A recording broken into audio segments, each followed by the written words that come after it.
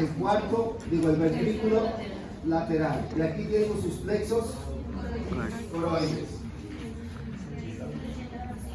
donde se produce el 80% de líquido cefalorraquídeo. Aquí voy a tener abajo de este el tercer ventrículo, que se está comunicando con el ventrículo lateral por medio de este orificio que se llama el orificio interventricular, o antes se llamaba demonio.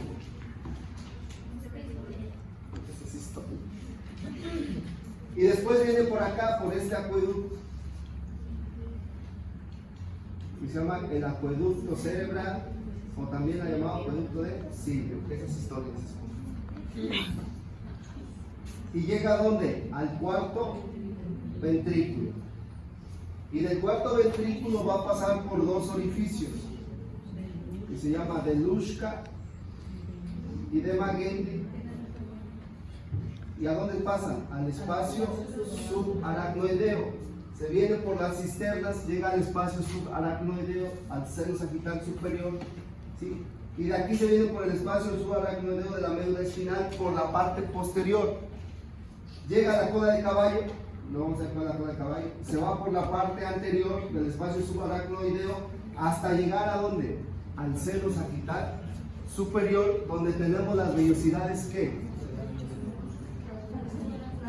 aracnoideas o de Pacioni, donde se va a absorber el líquido cefalorraquídeo.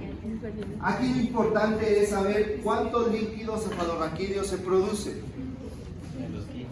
El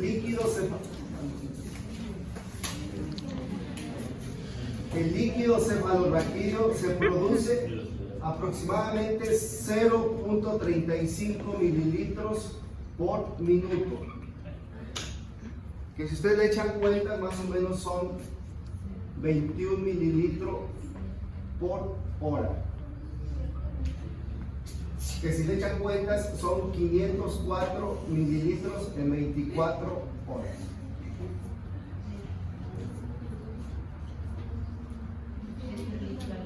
Nosotros, medio litro al día. Nosotros tenemos en esta parte, ¿ustedes saben por qué se llama el céfalo?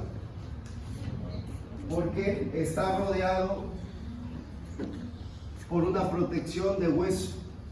Entonces todo lo que está dentro de la cavidad craneal se le llama encéfalo. Entonces aquí tenemos el hueso y por lo tanto en esa cavidad craneal solo deben de haber tres elementos. El primero es la masa encefálica, el segundo es el líquido cefalorraquídeo y el tercero es la sangre que debe de estar en ese encéfalo. Entonces en esa cavidad craneal deben de haber tres elementos. El primero es la masa encefálica,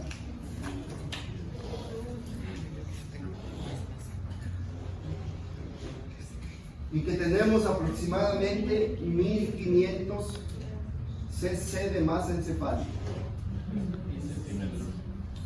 centímetros cúbicos o gramos, y vamos a tener 150 mililitros de sangre y tenemos 150 mililitros de líquido cefalorraquídeo.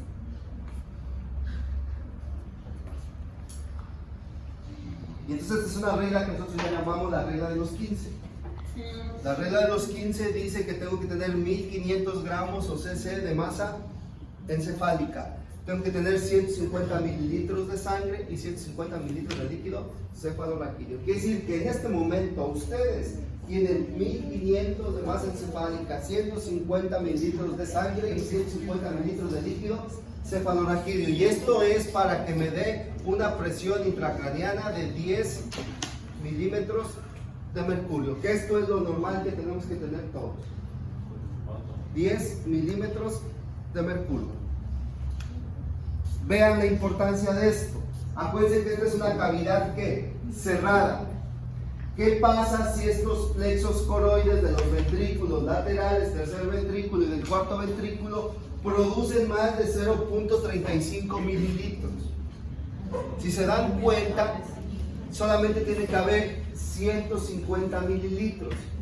Julia ya dijo que se produce medio litro al día. Quiere decir que estos vellosidades aracnoideas o de Pacchioni tienen que estar absorbiendo el líquido y solamente me tienen que dejar ¿cuánto? 150 mililitros. ¿Qué pasa si estos vellosidades no absorben el líquido? Se empieza a acumular y empieza a aumentar la cantidad de ¿qué?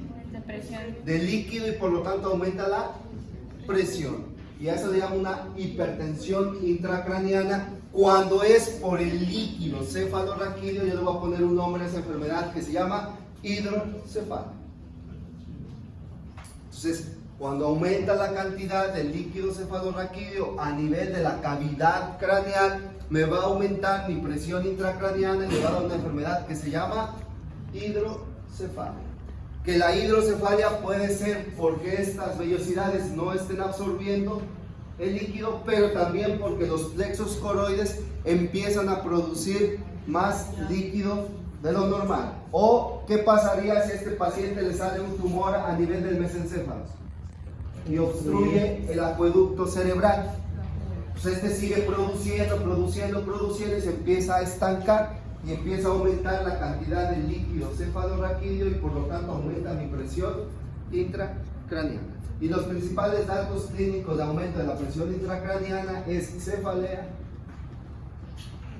náusea y vómito.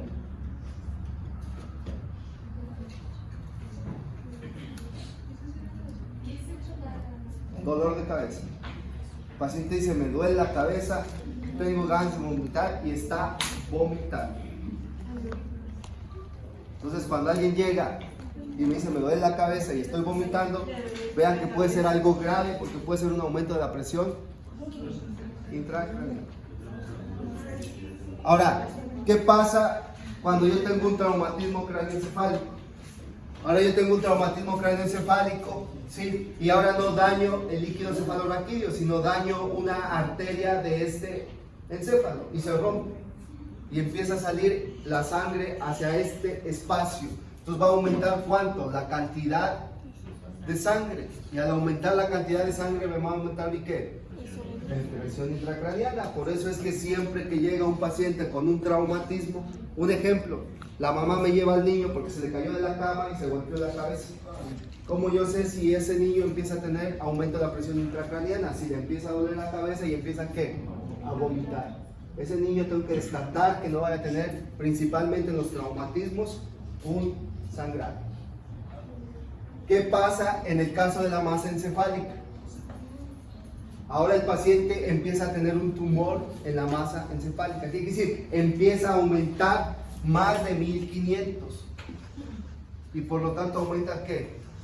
Su presión intracraniana. ¿Y cuál creen que son los principales síntomas de un tumor en la cabeza? Vean, cefalea, náusea y vómito. Entonces, un paciente que está crónicamente diciéndome me duele la cabeza, me duele la cabeza, me duele la cabeza y está vomitando, tengo que descartar que no vaya a ser un aumento de la cantidad de masa encefálica. ¿Está bien? Entonces, me tocó ver una paciente, me va a contar ya, se